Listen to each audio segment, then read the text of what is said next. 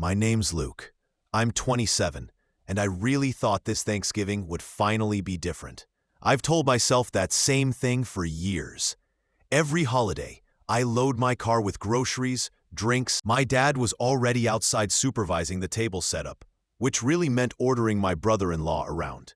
By noon, I'd been chopping vegetables, mashing potatoes, and running back and forth between rooms for hours. No one thanked me, but I told myself they were just busy. When the caterer showed up, I stepped outside and paid my share, more than I wanted to, but I figured it was worth it to keep things peaceful. The house smelled amazing. The table looked beautiful, and despite my aching feet, I started feeling proud. I even changed into one of my nicer shirts before dinner. Maybe this would finally be the year they saw how much I'd done. But then, everything changed.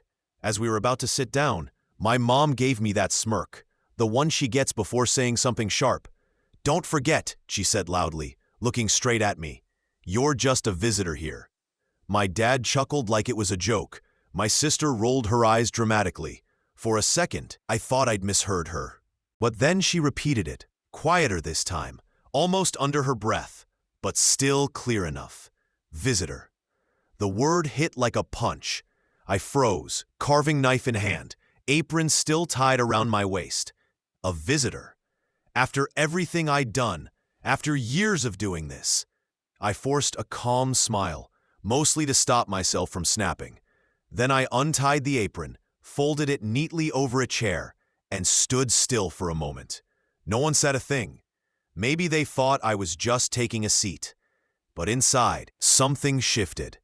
That was the moment I decided things would never be the same again. I made it through dinner quietly, nodding here and there, laughing when expected, but my mind was elsewhere. I couldn't stop hearing that word, visitor, echoing over and over. Every time my dad poured another drink, every time my mom bragged about the cranberry sauce she didn't make, every time my sister complained about her rent, I just smiled. And that smile wasn't for them. It was for me, because I already knew what I was going to do next. I didn't know how exactly, but I knew this would be the last Thanksgiving where I felt like an outsider at my own family's table. The last time they'd eat my food, take my money, and laugh about it. When dessert came, I excused myself, saying I was tired from the drive. Mom waved half-heartedly. Dad mumbled something about locking up. Nobody noticed the way I paused in the hallway, looking back at the table. Everyone eating and talking like nothing had happened. They didn't notice the way I smiled once more, this time for me, before walking out the door. The drive home felt longer than usual.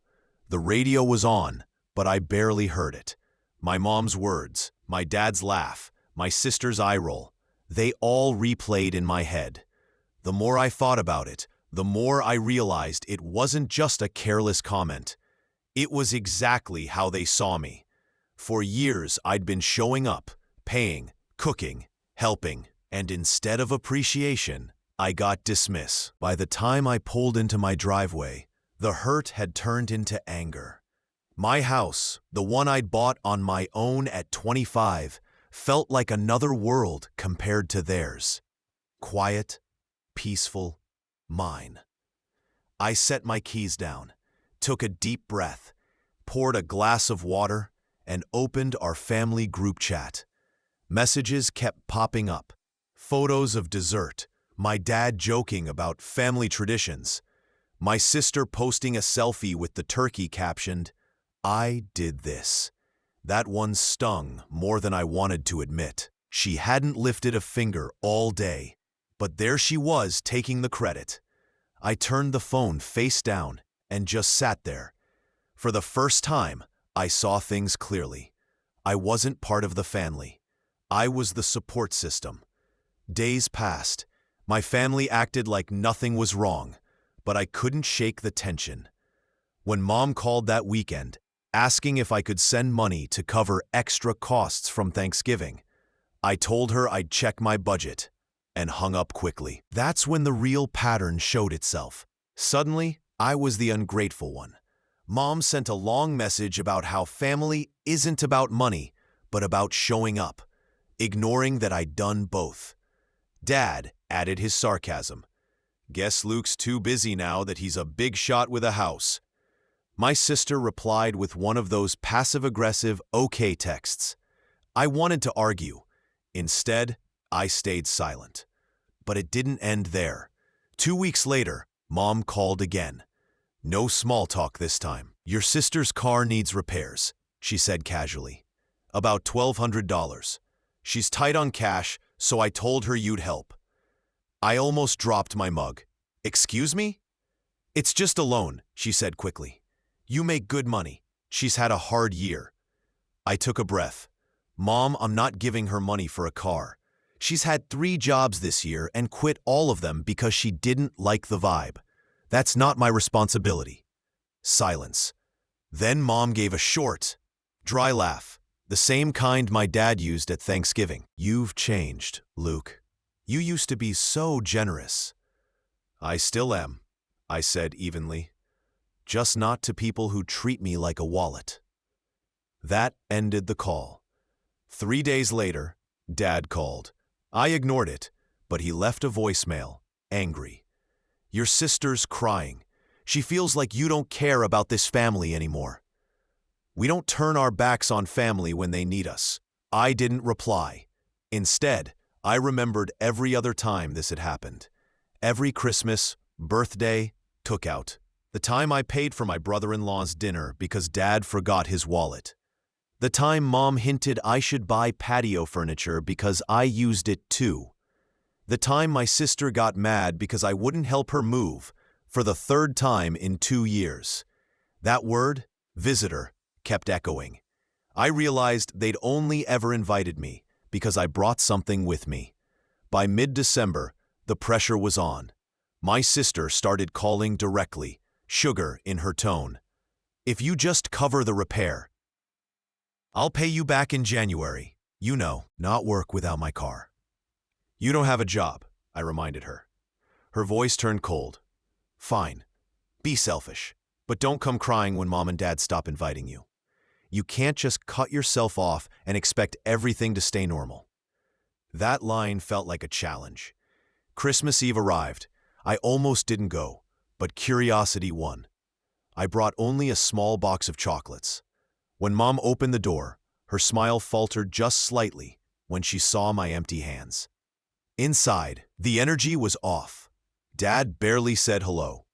My sister was telling anyone who'd listen about her car problems and how some people don't step up anymore. A few relatives looked at me knowingly. I said nothing. At dinner, Mom made a point to thank my sister for helping so much this year. My sister smirked. Well, someone had to. I nearly laughed. The table looked rushed together, and I knew she hadn't done a thing. But I stayed quiet. Ate. Made small talk. Because if Thanksgiving had been the wake-up call, Christmas Eve was confirmation. On the drive home, I wasn't angry. I was calm, clear. They weren't going to change. That meant I had to. But first, I had one final test in mind. New Year's dinner. If they tried one more time to guilt or embarrass me, I'd know what to do. New Year's at my parents' house was always the biggest event. Bigger than Christmas. Every relative within miles showed up. Mom treated it like a red carpet affair. Fancy dishes, long speeches, the works. I almost stayed home, but decided to go, just to see how far they'd take it. I brought nothing. No groceries, no wine, no dessert. Just me. When Mom opened the door, her face dropped before she recovered. Oh, you came. Happy New Year. Happy New Year, I said politely. Inside, the place was packed. My sister was already there, dressed up, loudly retelling her rough weeks. When she saw me, she smiled sweetly and said, ... Wow, Luke actually made it. I hung up my coat and joined the others. Dinner started late. I could tell something was brewing. Mom and my sister whispered in the kitchen, while Dad topped off his drink again and again. Finally, we sat down. Dad stood to make his traditional speech. Family is everything, he said. We've had our ups and downs, but at the end of the day, we show up for each other. Then he added, "Some of us have forgotten that lately." The room fell silent. I stayed still, face neutral. Mom took over. "Speaking of showing up," she said lightly, "your sister's had a rough time with her car, but we have good news. We've all decided to pitch in to help." She placed an envelope full of cash in the center of the table. "Luke, we put you down for $500. I already told the mechanic he'd have it next week." My jaw tightened. "You what?" Dad's tone hardened. "It's only fair. You make the most money. Time to pull your weight." I looked around. A few cousins avoided my eyes. My sister smirked. Heat crept up my neck. "You didn't ask me," I said slowly. "Luke, don't be dramatic," Mom waved her hand. "It's family. We all help each other." "No," I said flatly.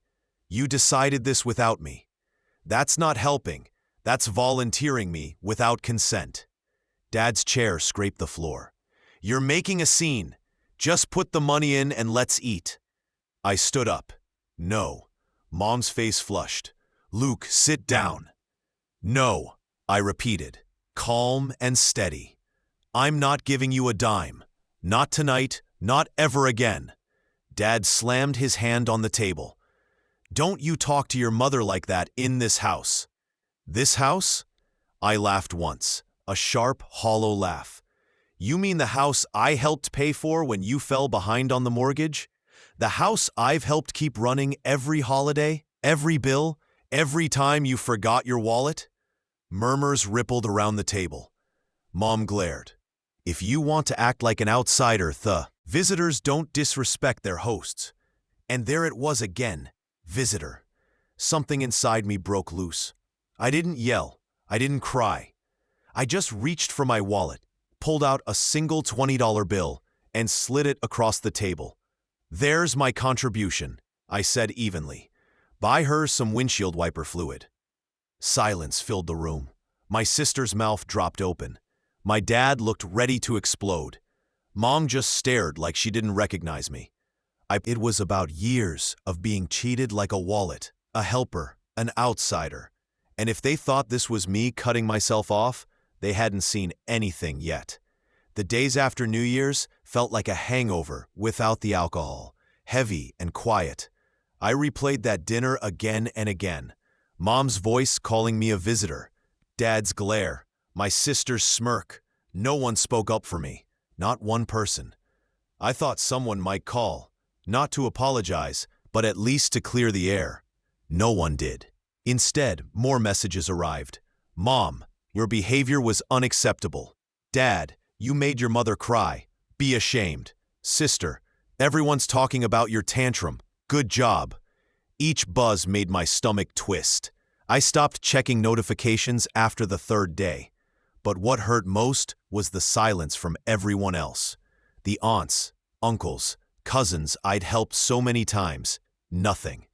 No "are you okay?" Not even a text. That's when it hit me. They'd picked their side. That first weekend, I barely left the H. I sat wrapped in a blanket, watching shows I didn't care about just to drown out my thoughts. I ordered takeout instead of cooking. The kitchen still smelled faintly like roasted turkey, a scent that now only made me angry. Then, Sunday night, an email from Mom arrived, long and cold.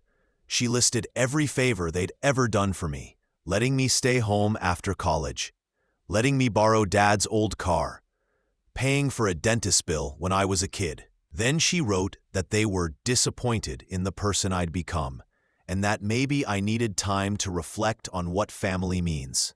I didn't reply. I just sat there, staring at the screen, feeling something new. Not hurt, not anger, clarity. Work was rough that week. I was distracted, distant, zoning out in meetings.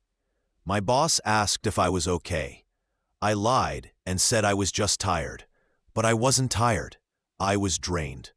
I realized how much energy I'd wasted trying to earn their approval. The hours spent buying gifts, cooking meals, doing favors. And for what? To be mocked, dismissed, called a visitor? 2 weeks later, my cousin Mark texted me. He rarely did, so I hesitated before opening it. Hey man, just wanted to say what happened at New Year's was messed up. You didn't deserve that. For the first time in weeks, I felt something other than resentment.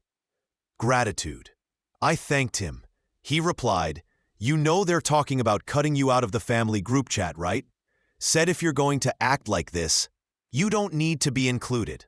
I just stared at my phone. It was such a small thing, a group chat, but it confirmed everything. They'd written me off completely. That's when I stopped waiting for them to fix anything. That weekend, I cleaned my house top to bottom, like I was shedding old skin. I took down the framed family photo from a vacation years ago and tucked it away. I boxed up the dishes Mom gave me and stored them in the garage. No anger, no drama. Just quiet intention. Step by step, I started cutting away anything that tied me to their version of family. By February, I'd found a new rhythm. I stopped checking the group chat. When Mom called, I let it go to voicemail. And for the first time in my life, the silence finally felt peaceful. My sister eventually gave up trying to provoke me through texts. I started spending more time cooking, focusing on myself instead. I went to the gym a few times a week, met up with old friends I hadn't seen in months, and for the first time in years, I felt like I was living for me, not for them. But deep down, I knew it wasn't over yet, because even though I was moving forward, there was still something that bothered me. The mortgage help I'd given them last year when they were behind on payments. It wasn't a gift. It was meant to be a short-term loan. They promised to repay me when Dad's bonus came through. That was 9 months ago. Now, they were acting as if I owed them something. I went through my saved paperwork, bank transfers, emails, texts, everything documenting the $8,000 I had sent to stop their foreclosure. I reviewed it carefully, highlighting every line where they had promised repayment. As I sat at the dining table surrounded by those papers, I realized something important. I had leverage. I didn't know what I'd do with it yet. I wasn't planning to be petty for no reason. But if they wanted to treat me like the villain, maybe it was time they saw what that actually looked like. As weeks passed, a plan slowly began to form. Then came a message that sealed my decision. "Mom, Easter dinner is coming up. Everyone's bringing something. I put you down for ham and dessert. Also, your sister still needs help with the car. You can settle up with her then." Settle up, as if the decision had already been made. I stared at that text for a long time, then leaned back in my chair and smiled. Not bitterly this time, but knowingly. Easter was going to be different, and for once, I wouldn't be the one left hurting afterward. As February turned into March, I noticed a shift. I felt lighter. The weight in my chest that had been there since Thanksgiving started to ease. The silence from my family didn't bother me anymore. In a way, it was a relief not to have my phone buzzing with their constant requests. At work, I threw myself into projects I had set aside. I started arriving early, volunteering for extra assignments, and finishing them ahead of time. My boss noticed. By mid-March, I was asked to lead a major client proposal. It meant longer hours, but also more recognition. One Friday, after a big presentation, my boss pulled me aside. "Luke, that night, I sat at my kitchen table with a glass of wine, thinking about how far I'd come in just a few months. I wasn't the same person who'd stood silently at Thanksgiving, taking their insults. I was becoming someone they wouldn't even recognize. My personal life started changing too. I reconnected with old college friends I had drifted away from because I was always busy with family obligations.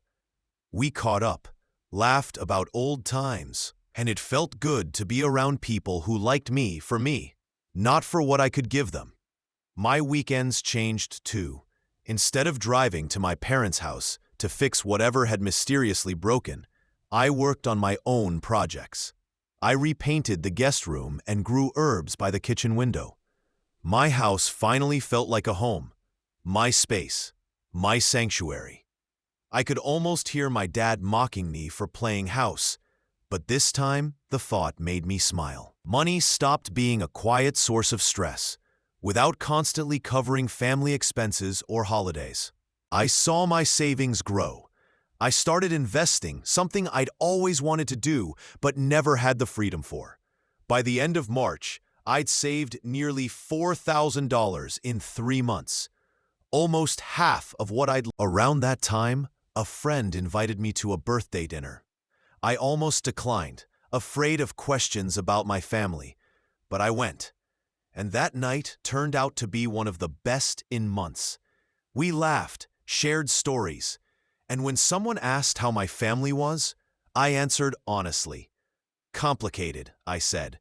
We're not talking right now. To my surprise, no one judged me. One friend simply said, sometimes you have to protect your peace. It felt like permission to move forward. When Easter arrived, I was expecting my mom's usual message. Sure enough, 5 days before, she texted, "Luke, don't forget the ham and dessert for Sunday. See you at 4. I looked at it, took a deep breath, and for the first time ever, didn't reply. Easter came and went. I stayed home, made brunch, took a long walk, and ignored 14 missed calls. The next day, I got an email. "You hurt this family, Luke. Your sister cried all night. We don't know what happened to you." I knew exactly what had happened. I'd stopped trying to prove myself to people who didn't care. By May, I got the promotion. I signed the offer letter with a smile and treated myself to a weekend at a lakeside cabin. No drama, no guilt. Sitting by the water that morning, coffee in hand, I thought about how much had changed. I wasn't surviving anymore. I was thriving. And that's when clarity hit. It wasn't about revenge. It was about setting the record straight. When I returned home, I reread the repayment letter. This time, I printed, signed, and sealed it, but didn't send it yet. I knew they'd call it spiteful. I needed proof this wasn't about money. It was about respect. I scrolled through years of old group chats, saving every message where they'd asked for help and where I'd said yes.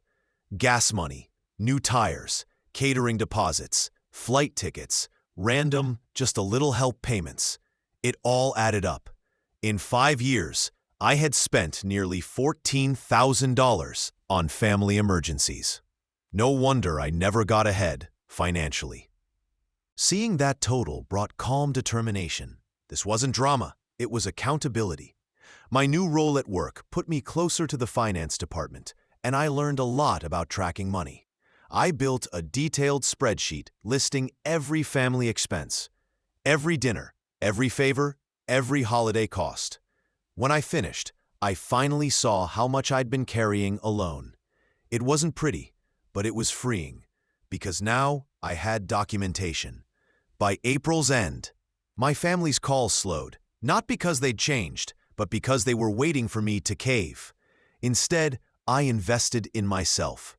I volunteered at a community garden, made new friends, and picked up photography again, a hobby I'd abandoned years ago. Each thing I did for myself made me stronger, calmer, and more strategic. Then in early June, my mom called during my lunch break. "Luke," she said bluntly, "we need you to cover your cousin's wedding deposit. We'll pay you back later." I almost laughed. "Mom," I said, "you're asking me to pay for a wedding I might not even be invited to." "You will be," she said quickly. "But that's not the point. This is about helping family." "So was I," I replied. "When I gave you $8,000 last year, I'm still waiting on that repayment." There was a long pause. "That was a gift," she said coldly. "No, Mom," I replied calmly. "I have the messages. You promised repayment. Don't rewrite history." Her tone turned sharp.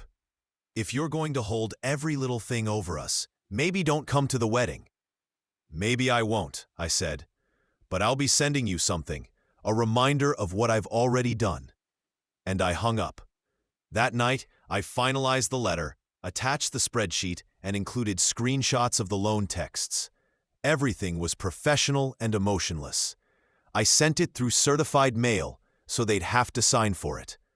I also quietly canceled the shared Costco card, streaming services, and subscriptions I'd been paying for. Small actions, but symbolic. They'd start noticing my absence in more ways than one. By mid-June, I felt completely different, confident, calm, in control. Then, I discovered the mortgage company had overcharged property taxes the previous year, meaning a refund was due to contributors. My name was on that record. It was only a few $100s, but it made me smile, because this time the check would come to me. By July, the certified receipt came back. They'd received my letter. 2 days later, Mom left a voicemail. "Luke, I can't believe you do something so formal with your parents. You should be ashamed." There was no mention of the money or their promises, just guilt. That confirmed I was right.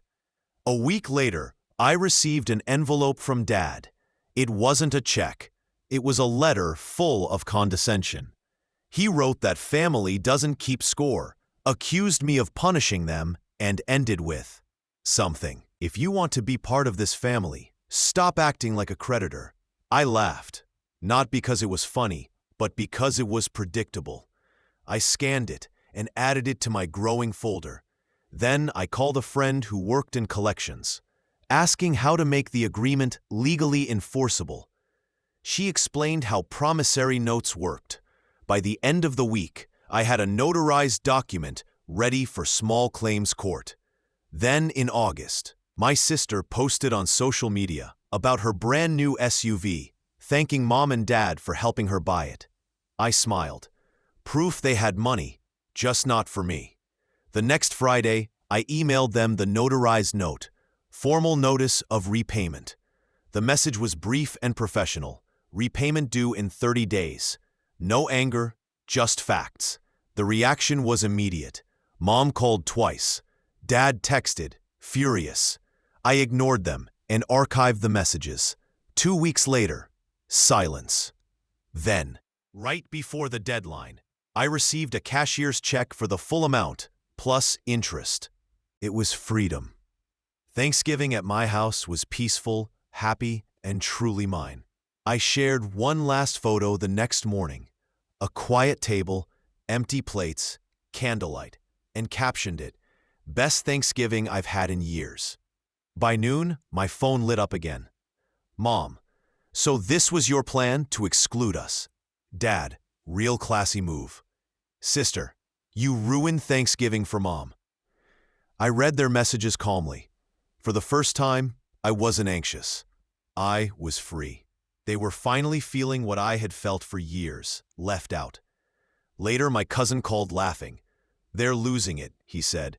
"Everyone at dinner was whispering about you. But honestly, people agree with you. They're just scared to say it." That made me smile. The family wasn't angry.